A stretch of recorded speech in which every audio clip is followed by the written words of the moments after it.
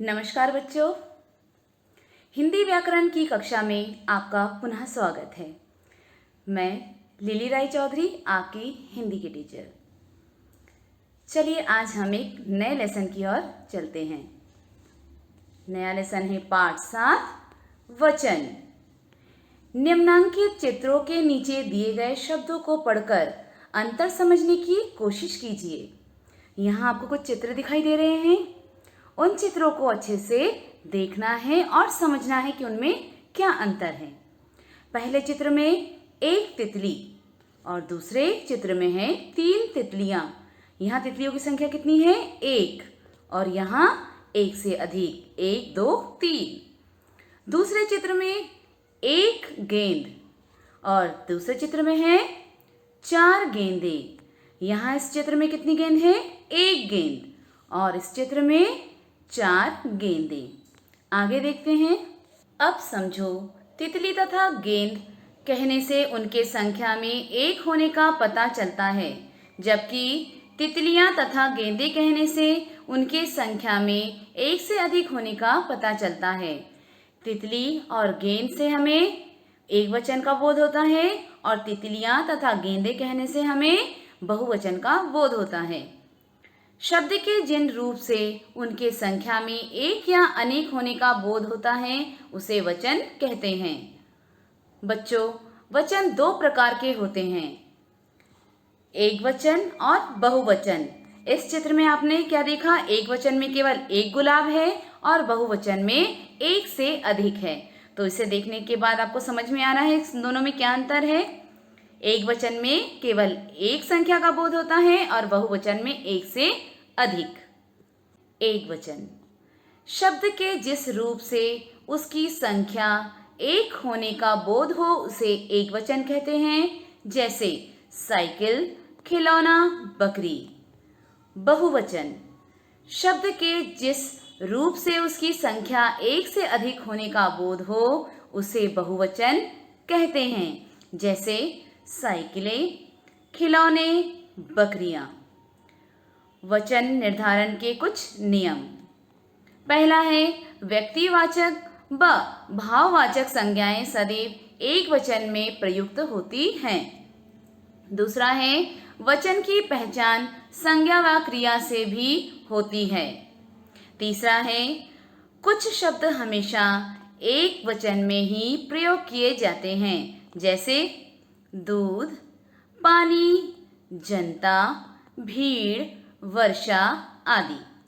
कुछ शब्द सदा बहुवचन में प्रयोग होते हैं, जैसे हस्ताक्षर, प्राण, दर्शन, बाल आदि। कभी कभी आदर देने के लिए भी एक वचन के साथ बहुवचन की क्रिया का प्रयोग करते हैं, जैसे पापा काम पर जा रहे हैं। क्या लिखा है यहाँ पर? पापा काम पर जा रहे हैं।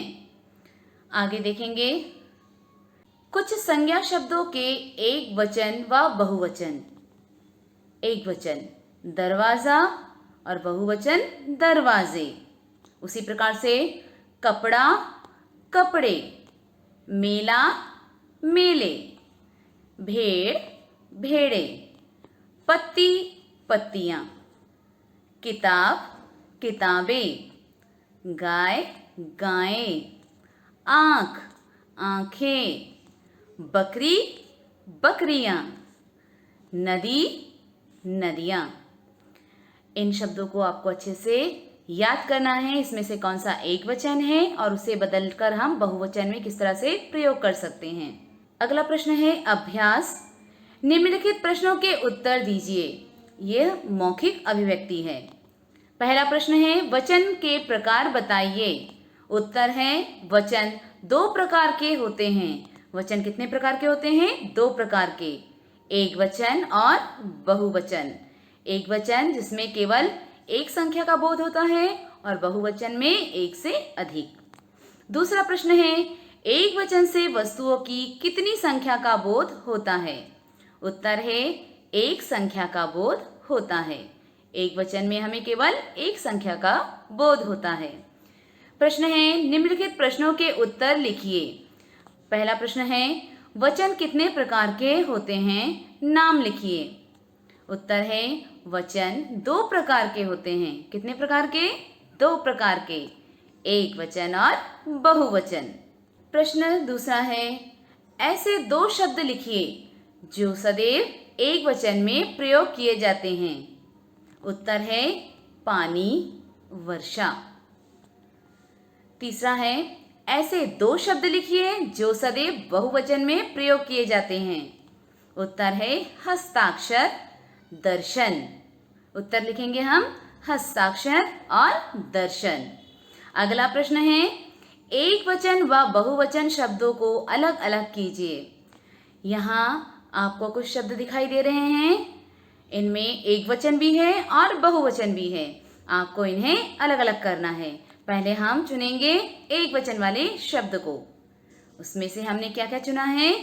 चींटी, मेला, देवी। और बहुवचन में मक्खियाँ, मेले, भाषाएं, नदियाँ और कपड़े। तो इन शब्दों को अच्छे से पढ़कर समझना है और उनको अलग अलग करना है। आगे देखिए, कोष्टक में से सही शब्द चुनकर रिक्त स्थान भरिए। यहाँ कोष्टक में आपको कुछ शब्द दिखाई दे रहे हैं। इनमें से आपको सही शब्द को चुनना है और रिक्त स्थानों में उसकी पूर्ति करनी है। पहला है, खालिस्तान पर कोयल बोल रही है। वृक्ष या वृक्षों? सही उत्तर है वृक्ष। दूसरा है, भारत में कई बोली जाती है। भाषा या भाषाएं? सही उत्तर है भाषाएं।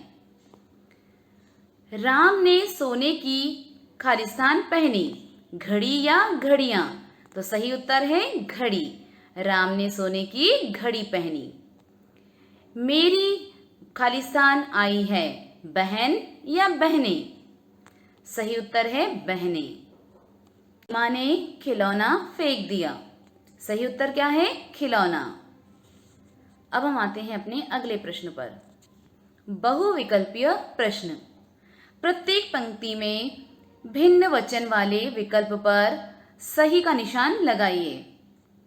यहाँ आपको कुछ शब्द दिए हैं। आपको क्या करना है? इन शब्दों को अच्छे से पढ़ना है और पढ़ने के बाद क्या लिखा है क्वेश्चन में? भिन्न वचन वाले विकल्प। अब यहाँ क्या क्या है देखिए। पहला है कपड़ा, पत्ता और दरवाजे। यहाँ एक वचन है, यहाँ भी एक वचन है और ये एक वचन नहीं है। ये क्या है? बहुवचन। तो हम इस पर लगाएंगे सही का निशान। दूसरा है परियां, नदी, चिड़िया। इसमें भिन्न कौन सा है? नदी, क्योंकि ये एक वचन है और परियां और चिड़िया ये बहुवचन है। तीसरा है घड़ी, सेनाएं, चींटियां।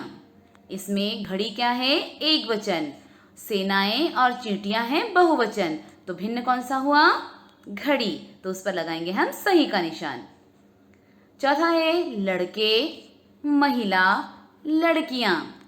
लड़के बहुवचन हैं, लड़कियां भी बहुवचन हैं, महिला एक वचन है। तो ये इनसे भिन्न है, इसलिए इस पर सही का निशान लगाएंगे। प्रश्न को अच्छे से पढ़ना है और पढ़कर उसे समझना है और उस पर सही निशान लगाना है। रचनात्मक गतिविधियां। चित्र देखकर लिखिए कि वे एक वचन है अथवा बहुवचन। यहाँ आपको सामने कुछ चित्र दिखाई दे रहे हैं। उनको देखकर आपको समझना है कि ये एक वचन है या बहुवचन। पहला चित्र है आंखें। ये कौन सा वचन है? बहुवचन। अगर इसमें हम लिखते आंख या चित्र में केवल एक आंख दिखाई देती तो हम इसे क्या कहते हैं? एक वचन। इस चित्र में 2 लड़के दिखाई दे रहे हैं। कितने लड़के? 2 लड़के। तो ये क्या हुआ? बहुवचन। अगला चित्र है पत्ता। इसमें केवल एक पत्ता है। अगर एक से अधिक होता तो ये क्या हो जाता? पत्ते। तो यहाँ कौन सा चित्र है? पत्ता। तो ये कौन सा वचन है? एक वचन। यहाँ कौन सा चित्र है? ये तितली। यहाँ कितनी तितलियां हैं? मात्र एक।